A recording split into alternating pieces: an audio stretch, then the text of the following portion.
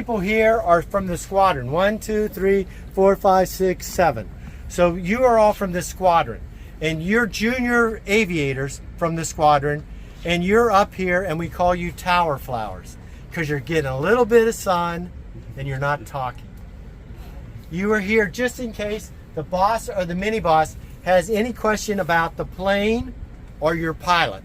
So you know all your pilots because they're in the same squadron, and you know your plane very well. And if you're in VAW 115, here's your NATOPS menu for the E2. And that has all the information that you need to know. Okay, so each of them is all set up like that. So that's what you do here. Now, if it's night operations, you guys don't come up here. A more senior pilot from your squadron comes and he goes to CIC down below in Combat Information Center, and he talks your pilot down if he's having difficulty landing. Okay, you don't do that. You're just here to provide the support that he needs. Okay, so that's what you guys do. Now this guy, we're going to go in the air next. The planes are going to land, and he has all that organized. And so that's changing every hour.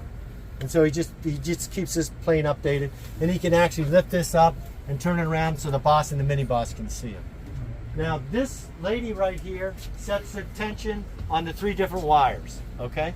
And this guy here, the Fresnel lens is on our ship. It's right behind the CH-46 helicopter, the dual rotor helicopter right there. It looks like this when you see it. You should take a look. I don't know how many people come on board the Midway and never know where the ball is. And this is how it looks like to the pilot. So they're watching that move around, and they're trying to land. So he sets that up for the planes.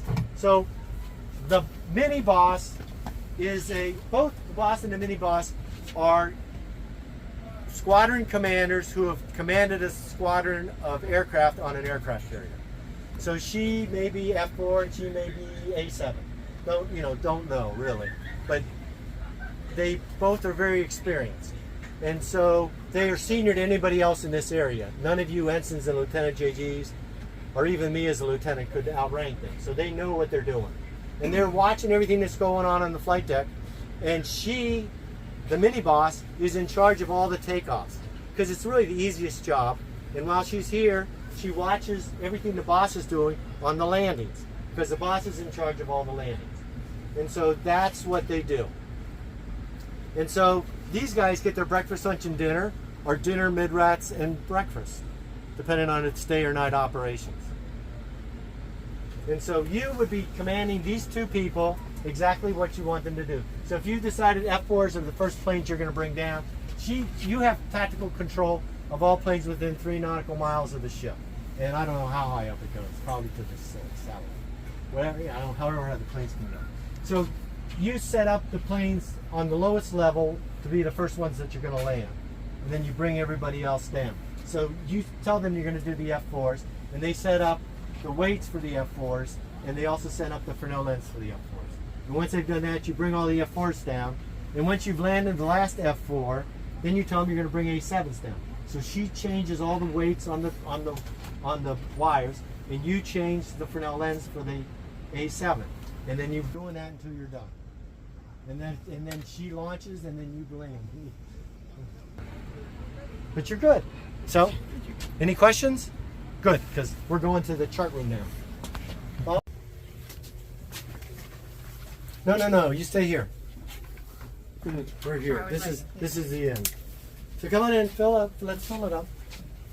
This is a friendly. It'll take you into an even tighter space, so you might as well know your neighbor. You can do introductions. I'm okay with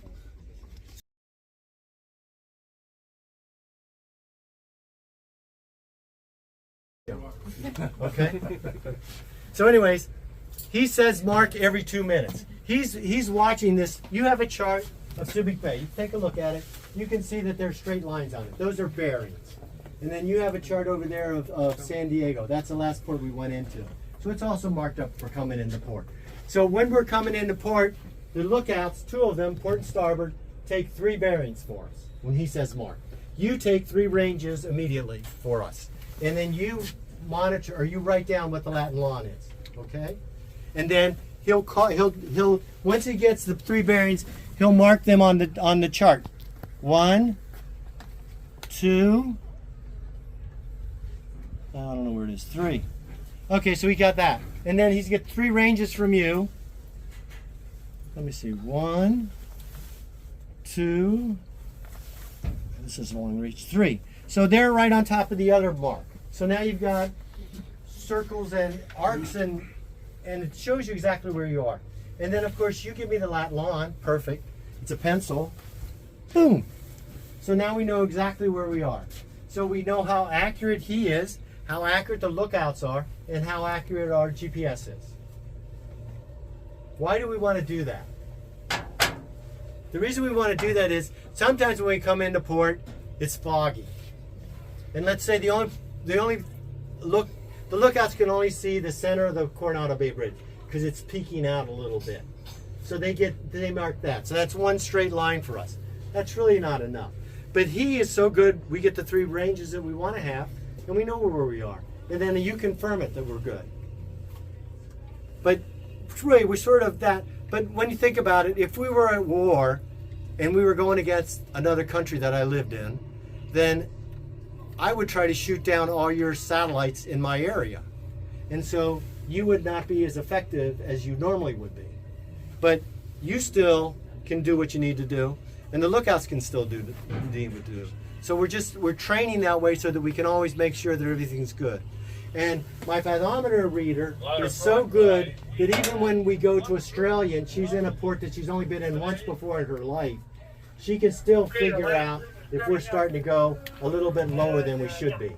And if she sees that, she tells my quartermaster here to call up to the navigator, and the navigator comes back here quickly, and he figures out what's going on. Because running a Navy ship aground is a captain's career limiting experience. And the captain doesn't want that. Nor does the navigator want that on their record.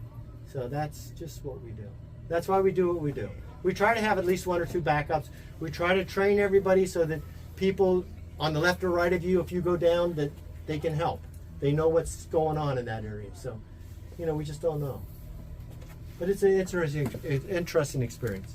So we still shoot the stars using a sextant just like they did in the sailing Navy.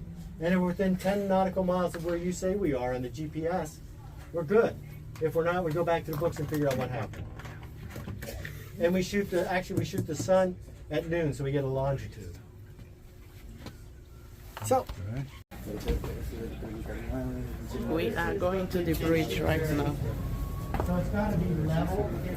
See, this is sort of looking into the sky, so sometimes it's different. But if you make it level. Just came to the bridge right now.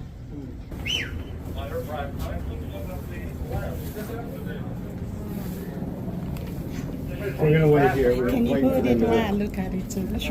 Yes.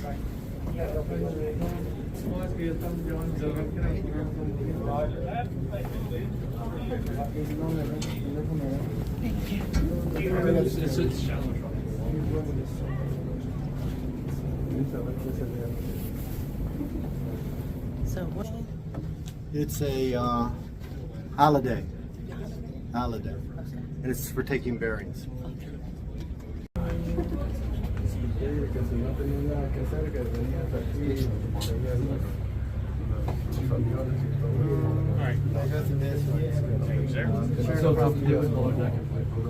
We can come in now.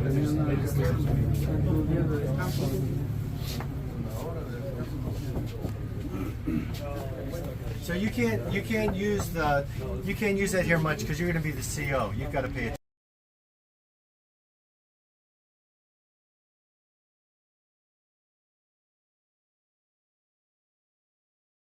An aviator.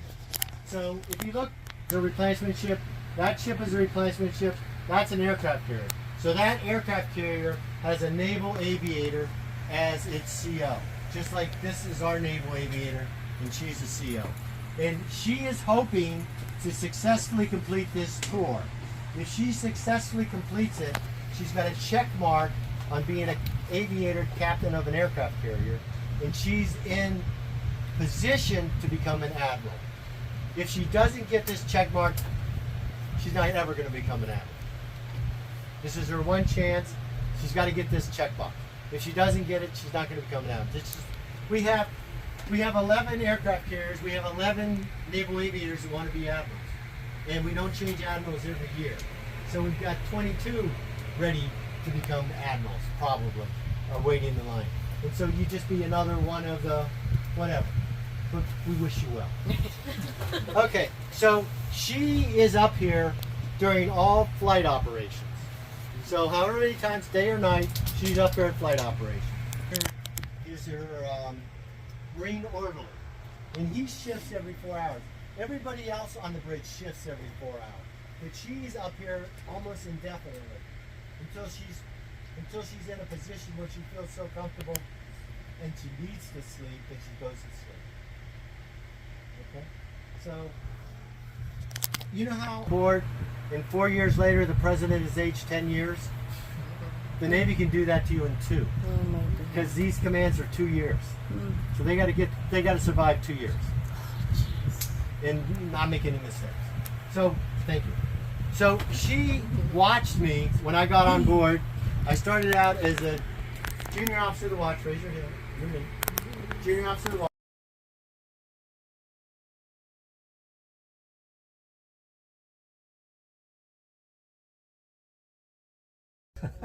Yeah, we know. See We're it. in the radio, near the radio room. Okay. Okay. Okay, thanks.